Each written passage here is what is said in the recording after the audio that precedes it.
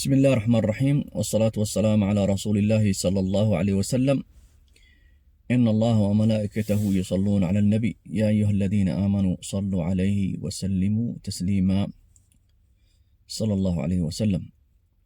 إن شاء الله maanta waxaan ka hadli doonaa darsi gaaban oo ku saabsan isha meesha ay ku dhacdo ta'athirka ay ku sameynayso qofka. isha meesha ay ku dhacdo ta'athirka ay meeshaasi ay ku sameynayso,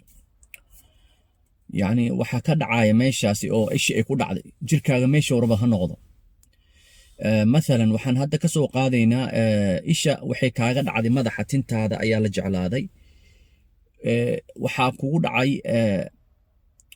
tin ayaa kaa daadanayso. marka isha markay madaxaaga ay ku dhacdo daama dhib kale ayay geysanaysaa. tinta inay kaa daadato kaliya ma aha, waxaa kalood isku arkaysaa inaad ma aragti waxaad bilaabaysaa inaad ilowgaaga badanayo, waxaa badanaya ma aragtay waxaad badanaya concentrationkaaga yaraanaya, tarkiiskaaga wax ma fahmaysid, fahamkaaga yaraanaya. markay isha ay tinta ay kaaga dhacdo oo qof oo ma aragtay tin qurux badan aad tahay, marka waxaad arkaysaa inay tinta kaliya ma aha arrintaas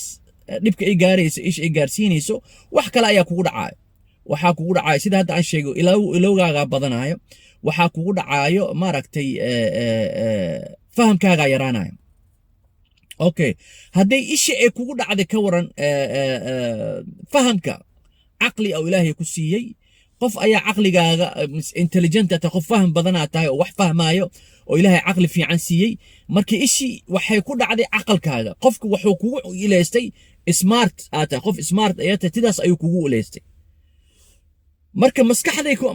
ka ilaystay,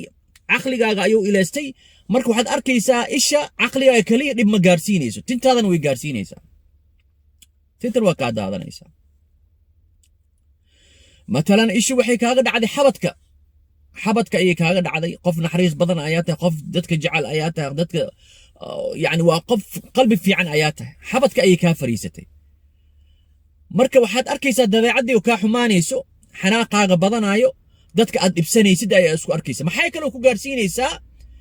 in adiga neefta ay kugu ceshoonto, neefta ayaa kugu ceshoomaysaa. waxaad arkaysaa nafiska waxaa shaki kaa galaayba inay neef kugu dhacday. dhuuntaada waxaad arkaysaa mar waliba dhuunta waxaa kaa imaanaya wax oo sida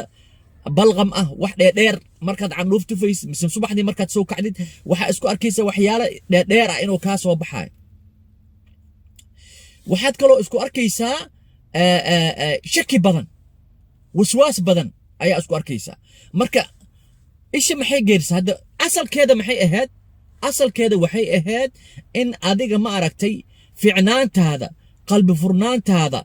jaceylkaaga, khayrkaaga in lagaa ilaystay.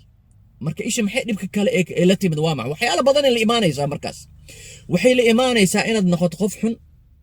xanaaqaaga badanayo, waxaad arkaysaa neefta ayaa kugu ceshoomayso, waxaad arkaysaa inuu ma aragtay waswaasaa ku galaayo, naceebaa ku galaayo, shaki badan ayaa ku galaayo. waxaad kaloo isku arkaysaa in oo ma aragtay mar waliba markaad soo kacdo, gaar ahaan subaxdii, inuu xaaqadaada ay badanayso, balqamkaaga ayaa badanayo. waxaa dhici kartaa xataa afkaaga ma aragtay inuu ma aragtay si kasta aad urumayso inuusan ma aragtay wax oo daa'iman waa kuu soo uraya. okay, haddii caloosha ay gaartay ka waran, xabadka ay ka soo degtay, marka laana waqtiga markuu sii socdo maruulal waqt,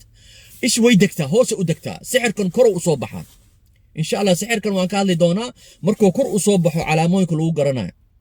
marka isha markay hoose u degto, caloosha ay kaaga dhacdo, waxaad arkaysaa waxay gaaraysaa muxuu ahaa colomkay gaaraysaa, alqowloon ay dhahaan carabta. waxaad isku arkaysaa calooshaada adkaanaysa, appetite-kaaga yaraanaya, cuntadaada waa yaraanaysaa, cunto fiican laana caloosha ma socoto, caloosha ma soconayso. waxaad arkaysaa qofka qaleel calooshiis daa'iman waxa si kasto waxa wuxuu ku leeyahay mar waliba aan raba inaan caloosha socodsiiyo, waa inaan daawo qaataa, waa inaan isbitaalka aadaa, waa inaan farmashiigan aadaa, waa inaan daawo aan soo gataa oo caloosha maaragtay ii socodsiiso. waxaad arkaysaa qofkaas waqti markuu caloosha ay degto ishii waxaad arkaysaa jilbihii kama socon karo wuxuu isku arkaya lafa xanuun jilba xanuun jaranjarada waa dhimaysaa culays ayuu dareemayaa fudfudeedka badan ma leh waxaad arkaysaa vitamin D-ga ku yaraanaya lafihiis waxay noqonayaan qof lafa jilcan ayuu noqonayaa xoogi badan ma leh waxyaalo arrimo shaqo badan oo qaban jiray oo sahli u ahayd ma qaban karo marka waxyaalahaas ayaa lagu arkaya caloosha markay degto waxaa lagu arkayaa caloosha waa adkaanaysaa appetite-kaaga waa yaraanaya waxaa kaloo kaa iloobay gaazaadkaaga ayaa badanaya hawo badan weysada ma dhowran kartid weysada ma aragt ma haysan kartid aan ka wadaa weysada markaad aad weyse qaadad waxaad arkaysaa isku markii ma aragta hawo kaa timid hawa ka imaanayso calooshaadana daa'iman waxaa ka dhaxay hawaa ka yeeraysa maanta oo dhan waxbaa ka yeeraya calooshaada marka waxaad arkaysaa qofka appetite-kaa yaraanaya hawadiisaa badanaysa calooshiis waa adkaanaysaa waxaad kaloo lagu arkayaa calooshiisa mar wali ma arka dikaan ayaa ka waa dikaamaysa bug gaar ahaan bagga markuu taabto saan farta u saaro mise xabadka marka uu farihiis oo saan ugu qabto wuxuu dareemayaa bug waxbaa ka yeeraya meeshaas waa dareemaysaa inay isha ee meeshaas ay fadhido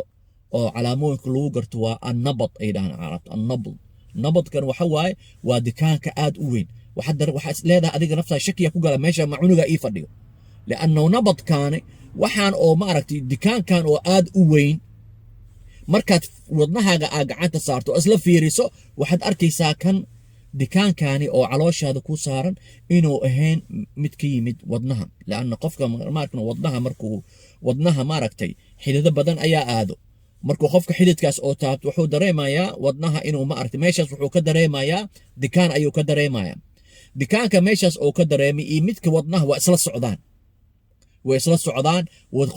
qofka ma aragtay cilmi waxaan u leh woo dareemayaa inuu ma aragtay dikaankani inuu yahay mid ka yimid wadnaha uusan ahayn mid asiga gaar ah marka waxaa lagu kala garanaya waxa waaye qofka inuu meeshaas gacanta saaro uu isla fiiriyo dikaankani ma dikaan waxa ka socda miya wadnaha mise waa mid asiga gooni marka isha badanaa waxa lagu garto dikaankaas ayay la timaada caloosha yar waxaad kaloo isku arkayaa qofka ma aragtay kaadida ma cishan karo kaadida ayaa kasoo fakanayso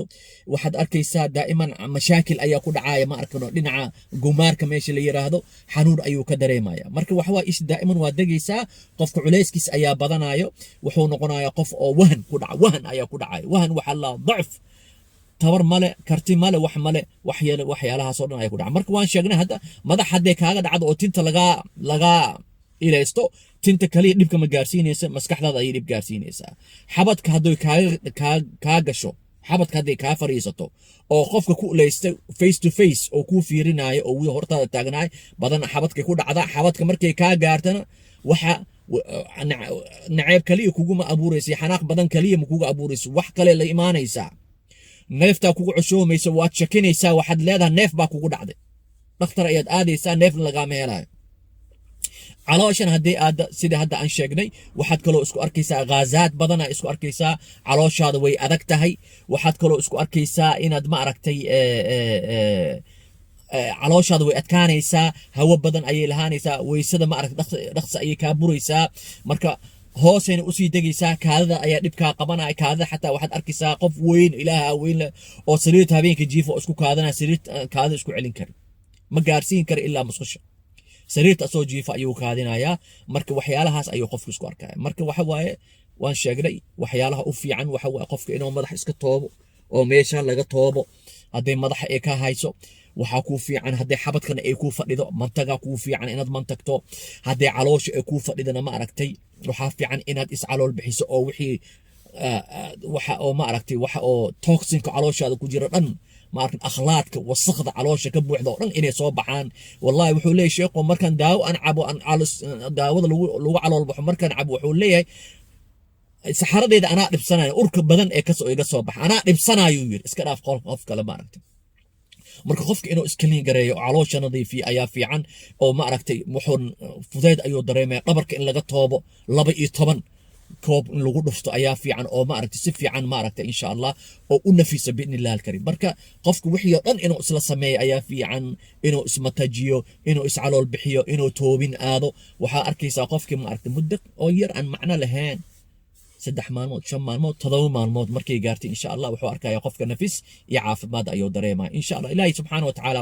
ajri xasanaad hanaga siiyo insha Allah kelmadan aan soo jeedinay idinkana Ilaahay subhanahu wa ta'ala caafimaad ha idin siiyo waa idin soo duceynayna insha Allah